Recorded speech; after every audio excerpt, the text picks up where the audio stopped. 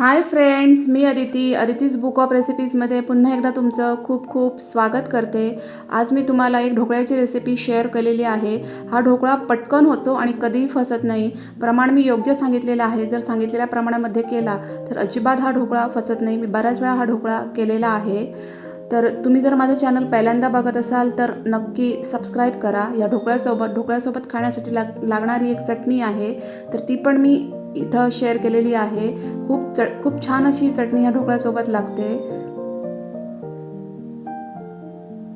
तर तुम्ही बघू शकता ढोकळा खूप छान असा झालेला आहे। त्याला जाळी पण खूप छान अशी पडलेली आहे। कधी न फसणारी अशी ही ढोकळ्याची ही रेसिपी आहे।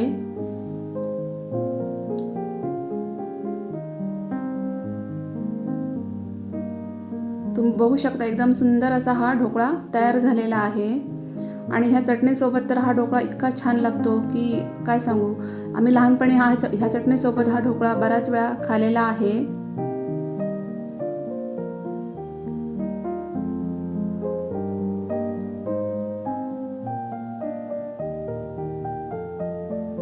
चला तर आता व्हिडिओला सुरुवात करूया। इथं मी पाऊण कप पाणी घेतलेलं आहे। तुम्ही बघू शकता इथं पाऊण कप पाणी मी घेतलेलं आहे। आणि याच्यामध्ये मी 3 चमचे, हा टीस्पून आहे किंवा जो नॉर्मल आपला घरातला चमचा असतो पोहे वगैरे खाण्याचा, तर तो चमचा 3 चमचे मी साखर घातलेली आहे। त्याच चमच्याने मी 2 चमचे हे तेल घातलेलं आहे।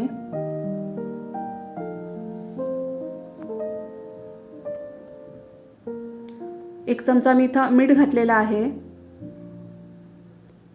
पाव चमच्यापेक्षाही कमी इथं मी हळद घातलेली आहे। आणि हे सगळं मी नीट ढवळून घेतलेलं आहे। साखर विरघळेपर्यंत हे चांगलं असं फेटून घ्यायचं। हे बघा मस्त असं पाणी, असं साखरेचं पाणी असं तयार झालेलं आहे। आता हे बेसन आहे, हे 1.5 कप बेसन आहे। हे चाळलेलं बेसन आहे। चाळल्यानंतर मी हे 1.5 कप घेतलेलं आहे। तर हे थोडं थोडं करून मी याच्यामध्ये घातलेलं आहे। बेसन एकदम नाही घालायचं, नाहीतर त्याच्यात गुठळ्या तयार होतात। तर थोडं थोडं घालून मी याच्यामध्ये हे व्यवस्थित मिक्स करून घेतलेलं आहे।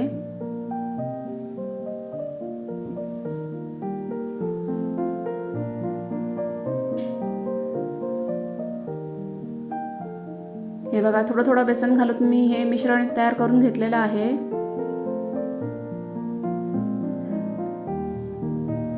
पाऊण कप जर पाणी असेल तर त्याच्यामध्ये 1.5 कप हे चाळलेलं बेसन, हे प्रमाण परफेक्ट आहे।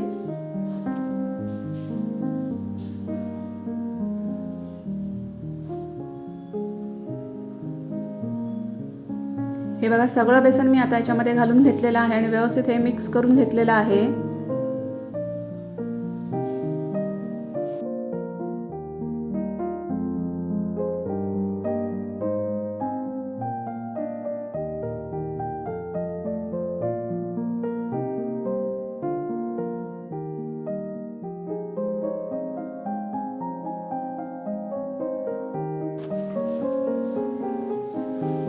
हे बघा मिश्रणाची कन्सिस्टन्सी तुम्ही बघू शकता, इतपत पातळ आपल्याला मिश्रण हे पाहिजे। हे बघा मस्तपैकी असं आपलं हे बॅटर आता तयार झालेलं आहे।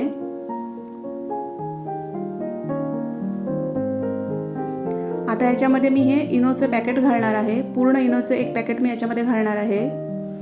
तर याच्यामध्ये पूर्ण इनोचं 1 पॅकेट घालायचं।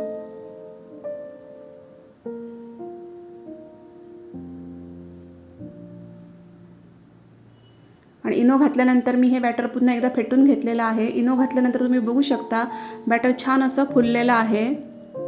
नीट चांगलं अगदी हे बॅटर व्यवस्थित फेटून घ्यायचं।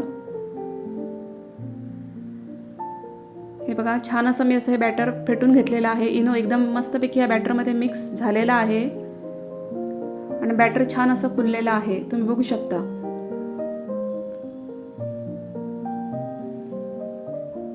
आता इथं मी एक भांडं घेतलेलं आहे आणि त्याला आतमध्ये ऑइल लावून घेतलेलं आहे। तुम्ही इथं कुकरचा डब्बा पण वापरू शकता। हे अगोदर तयार करून ठेवायचं आणि नंतर मी याच्यामध्ये हे बॅटर ओतलेलं आहे। बॅटर फेटल्यानंतर जास्त वेळ नाही काढायचा, आपल्याला लगेच ते स्टीम करून घ्यायचं आहे। हे बघा बॅटर मी याच्यामध्ये ओतून घेतलं। इथं एक मोठा टोप घेतला, त्याच्यात एक जाळी ठेवून त्याच्यात थोडं पाणी घालून मी हे गरम करून घेतलेलं आहे। ह्याची तयारी पण अगोदरच करून घ्यायची। गॅसची फ्लेम स्लो ठेवायची। आणि हे भांडं आहे ते मी या टोपामध्ये ठेवलेलं आहे आणि याच्यावर झाकण ठेवून 15 मिनिटासाठी आपल्याला हा ढोकळा आता वाफवून घ्यायचा आहे. चला तर आता चटणीची तयारी करूया. 1 चमचा तेल गरम करून घेतलेलं आहे. त्याच्यामध्ये 4-5 लसणाच्या पाकळ्या मी ठेचून घातलेल्या आहेत. लसूण तेलामध्ये चांगला परतवून घ्यायचा. चांगला स्मेल येईपर्यंत लसूण तेलामध्ये परतवून घ्यायचा. म्हणजे चटणी जी आहे ती चवीला खूप छान लागते.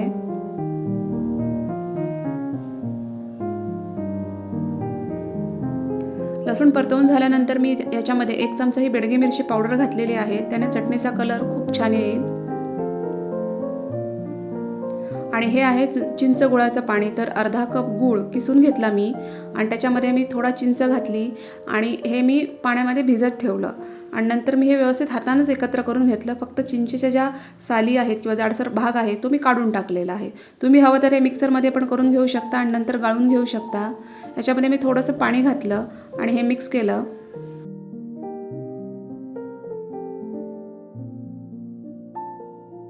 याच्यामध्ये मी पाव चमच्यापेक्षाही कमी मीठ घातलेलं आहे आणि याला एक उकळी येऊ दिलेली आहे. आता याच्यामध्ये मी 1 चमचा कॉर्नफ्लॉवर पाण्यामध्ये फेटून घातलेला आहे आणि हे छान ढवळून घेतलेलं आहे.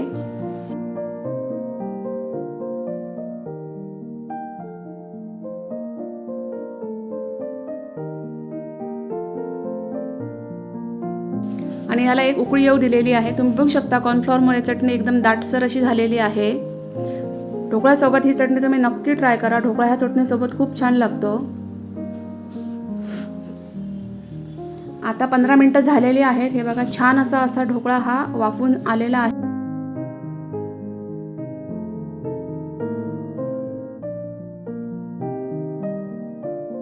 याच्यामध्ये मी ही स्टिक घातलेली आहे. बघू शकता एकदम क्लीन अशी स्टिक बाहेर आलेली आहे. आता ढोकळा थोडा मी गार करून घेतला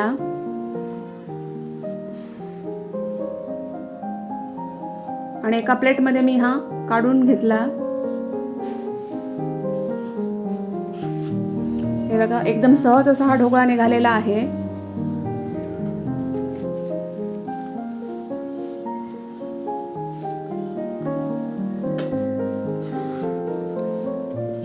आणि नंतर सुरीने मी हा कट करून घेतला. सुरी वरखाली करून याचे मस्त असे तुकडे काढून घ्यायचे.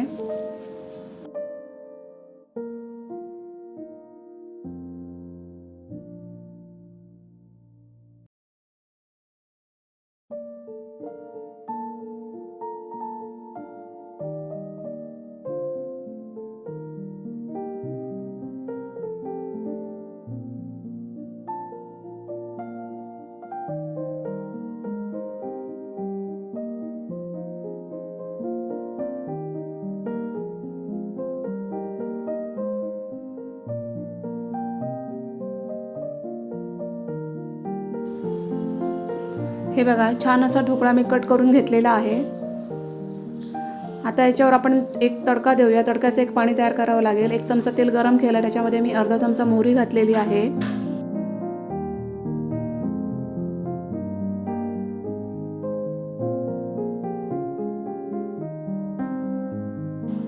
मोहरी चांगली तडतडली की याच्यामध्ये मी अर्धा चमचा जिरं घातलेला आहे.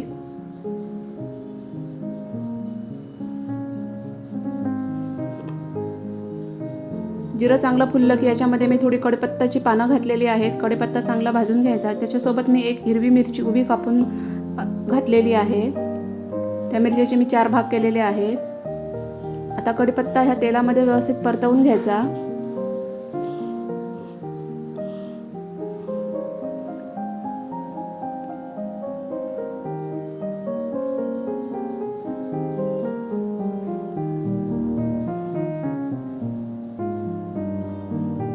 कढीपत्ता छान असा परतवून झाल्यानंतर याच्यामध्ये मी थोडं पाणी घातलेलं आहे. एक छोटी वाटी मी याच्यामध्ये पाणी घातलेलं आहे.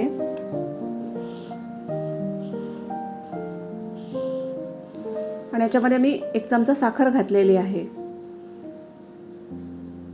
साखर विरघळेपर्यंत हे पाणी मी आटून घेतलेलं आहे आणि याच्यामध्ये मी अगदी पाव चमच्यापेक्षा कमी, अगदी थोडंसं चिमीटभर असं मीठ घातलेलं आहे. या पाण्याला चांगली उकळी येऊ द्यायची, म्हणजे साखर याच्यामध्ये व्यवस्थित वितळेल. आणि हा जो तडका आहे तो गरम गरम असा ह्या ढोकळ्यावर पसरवायचा आहे. गरम गरम असा ढोकळ्यावर हा व्यवस्थित मी तडका पसरवून घेतलेला आहे.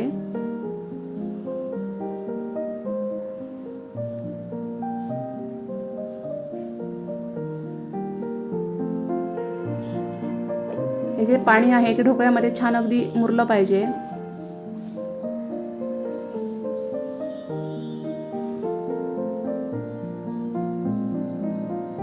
नंतर मी याच्यावर हिरवी कोथिंबीर पसरवून घेतलेली आहे.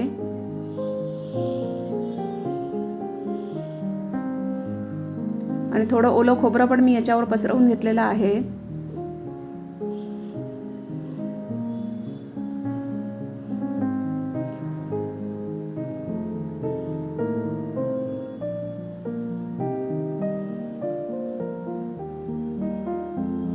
आणि तुम्ही बघू शकता एकदम सुंदर आणि सुरेख, अगदी एकदम सॉफ्ट असा हा ढोकळा तयार झालेला आहे. ढोकळ्याला जाळी पण खूप छान पडलेली आहे. चवीला पण हा एकदम अप्रतिम होतो. सांगितलेल्या प्रमाणामध्ये नक्की हा ढोकळा एकदा ट्राय करा आणि सोबत ही चटणी पण बनवा. तुम्हाला ढोकळा नक्की आवडेल. हा ढोकळा कधीही फसत नाही. मी स्वतः बऱ्याच वेळा केलेला आहे याच प्रमाणामध्ये. तर रेसिपी कशी वाटली ती कमेंट्समध्ये नक्की सांगा. व्हिडिओ आवडला असेल तर लाईक करा, शेअर करा, माझ्या चॅनलला सबस्क्राईब करा. आपण भेटू नेक्स्ट व्हिडिओमध्ये. थँक्यू.